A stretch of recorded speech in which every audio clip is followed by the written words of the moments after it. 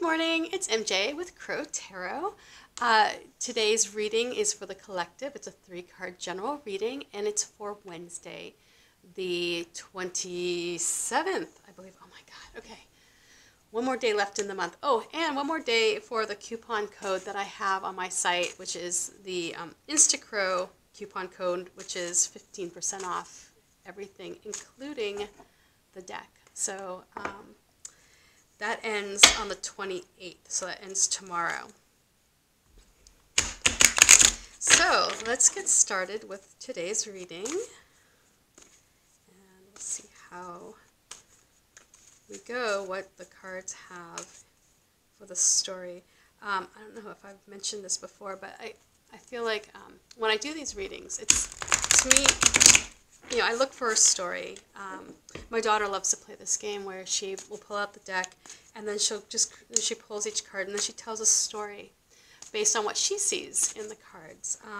And it's just a fun way to practice our creativity when we do that. And so when I look at the cards, not only am I looking like, what can I learn, but I'm looking for what's the story. That's how we learn things, right? That's how we teach our kids. We teach through story. We pick up on things. Have you ever watched a movie and you thought, oh my God, I connect with that actor or actress, or that role rather, very well, and you learn from their mistakes, or you find hope in their success. I feel like that's how I see the cards.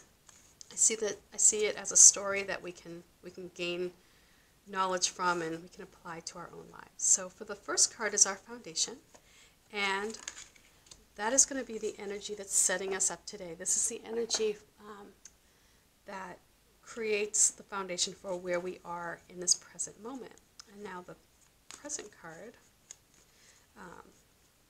we have the 8 of Wands. And so the last card I pull is the advice card, or the energy that we should perhaps contemplate or consider when moving forward. It may offer a bit of insight. It may offer a new perspective or a new way to see the situation. And here we have, well, that's lovely. Okay, but we can pull from this. So here we go. So we start off with the Fool. We have the 8 of Swords, and then we're going to end here with the 5 of Cups. And let's see how the story comes together. Let's see here. The Fool is this energy of just jumping in. And, when the Fool is in balance, it's free to explore life and enjoy life, and it does so without expectations, and it takes in the good and it takes in the bad, and it doesn't see either, it just sees the experience.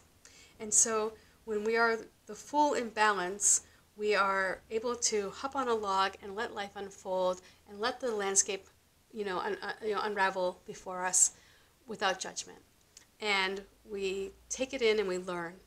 When the Fool is out of balance, that is when we are making perhaps risky moves or risky decisions, or we're jumping in, and even though we're less careful, and in that I mean we don't care. And so here with this foundation of the Fool, we left a time that was barren, hopped on a log or hopped on a new journey with the hope that there's going to be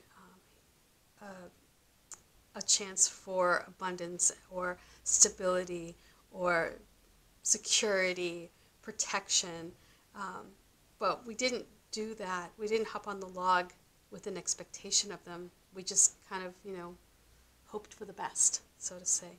And here I use, I've used trees that are full and lush to indicate moving forward to a better place, or a place of comfort. Hear the wind, whereas in the Rider-Waite Smith deck, there's a dog that's howling. I thought, well, for a crow isn't really going to bother if a dog is barking at them. I mean, I feel like they're pretty indignant. to the barking of a dog. So here we have the wind, and the wind is creating the howl, and it's giving the warning that there's a storm ahead. But the crow doesn't care. The crow doesn't see it. And so here with the foundation, or it doesn't worry about it. It does see it, but it doesn't worry about it. And here, so with the crow as the fool as a foundation, it indicates that you proceeded with the idea that whatever happens, happens, and regardless of what happens, it's probably going to be for the better. And you have a strong faith that the universe is here to teach us, and regardless of what happens, there's going to be a lesson that's going to be worth learning.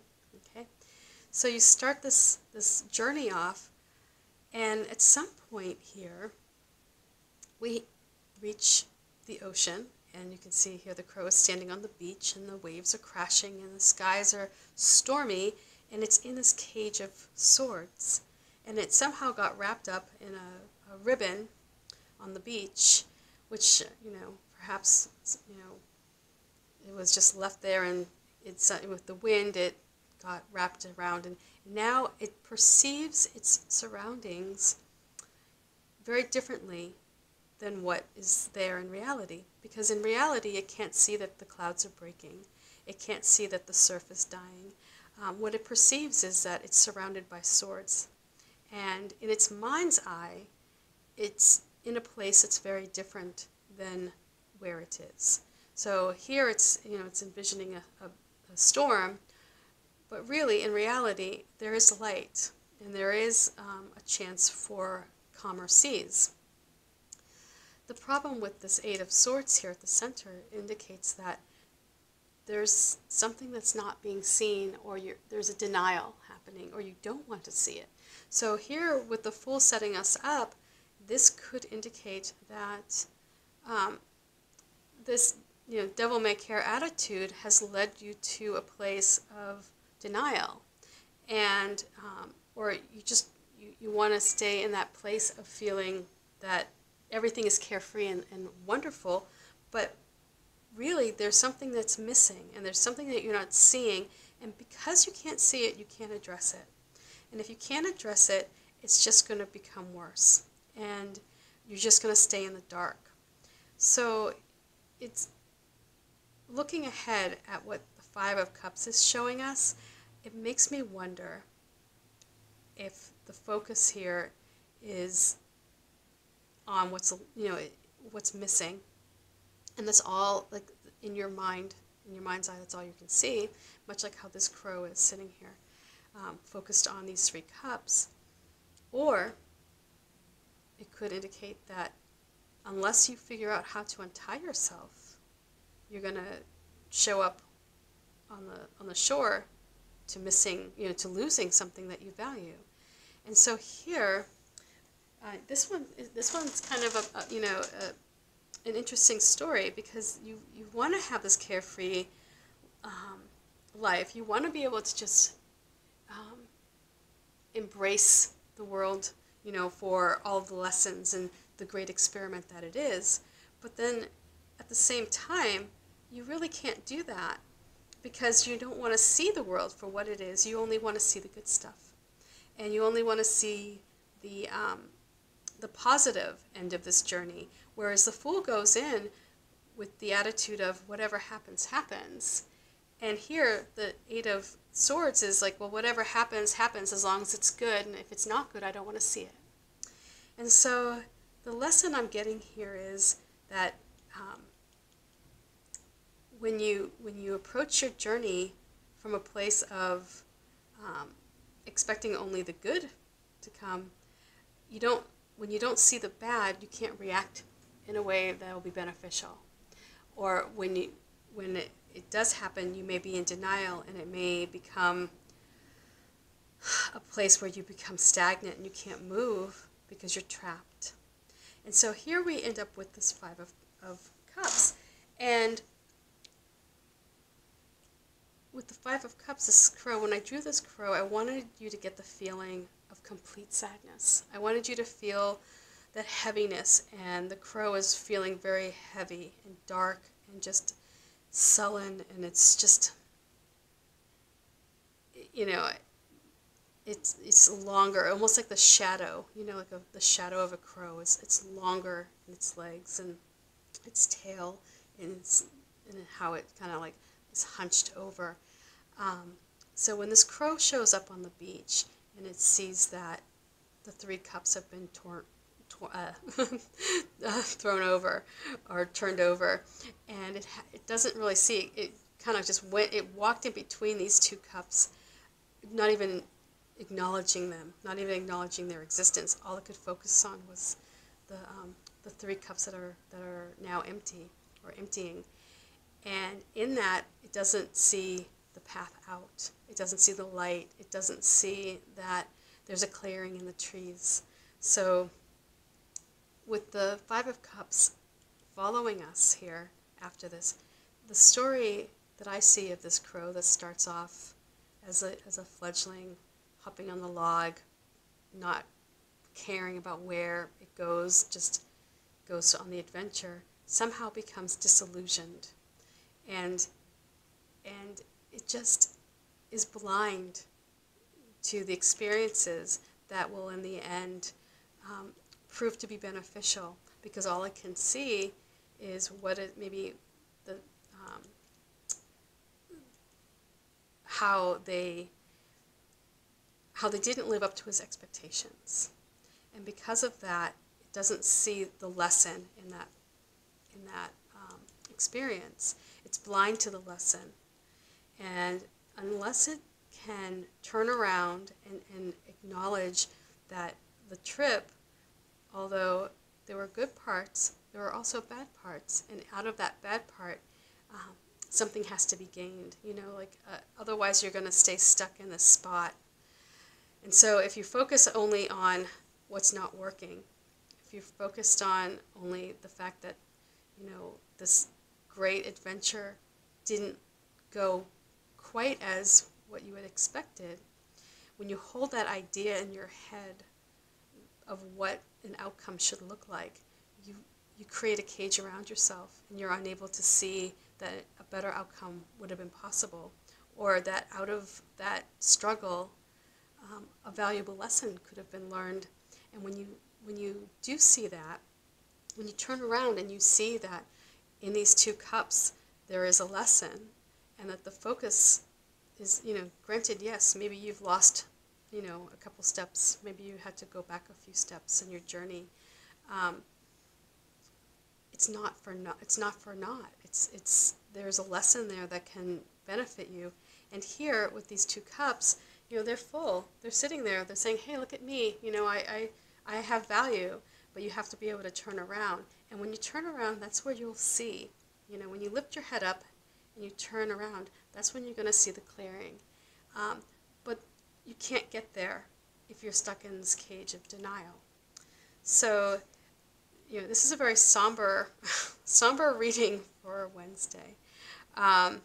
So, you know, maybe it's a good sign, you know, so that you can create a second half of the week that is focused on removing the blindfold and removing yourself from the cage, and seeing maybe problems from the viewpoint of the fool, you know, from the balanced fool, where it goes in without expectation, without hope for an outcome to be the way it needs to be or how it perceives it should be, but rather for the experience in itself, and enjoying each aspect of the journey. Because, you know, for the fool, it's never about what's at the end of the river. You know, it's never about what's, you know, down the road, because it could fly up ahead and it could scope it out and see.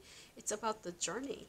So it's about what it gains along the way. You know, what does it discover? You know, and that's where the lotus flowers here come in. It's the purity of heart, and the strength. I put the fern leaf in here, that it has the strength to persevere even when the water gets choppy, because it knows that in the end it will lead to, you know, it will gain something even in the tough times, even in the rocky waters, it learns something, right? Don't you learn how to keep your balance, or you learn how to stay afloat, or you learn to give up on the journey if it becomes too rocky, and um, you know self-preservation. But here, with the Eight of Swords, the message really here is that there is something that's not being seen. There's something that is not being addressed, and it's either because there's a fear that when you do acknowledge it, you're going to see that you lost some cups, or you're afraid of seeing that you've lost everything. But in reality, you haven't, because in the losing of something, you gain the experience and the wisdom that comes from that, and that's how you're going to find the path out. So I hope this reading makes sense. I hope that you find something that perhaps that you can unravel in your own life to help, if you're feeling stuck, to help you kind of see the path out. So anyway, peace for now. I'll talk to you tomorrow, and that will be, oh my God, the last day of the month. Oh, where did February go? Peace. Bye. Mwah.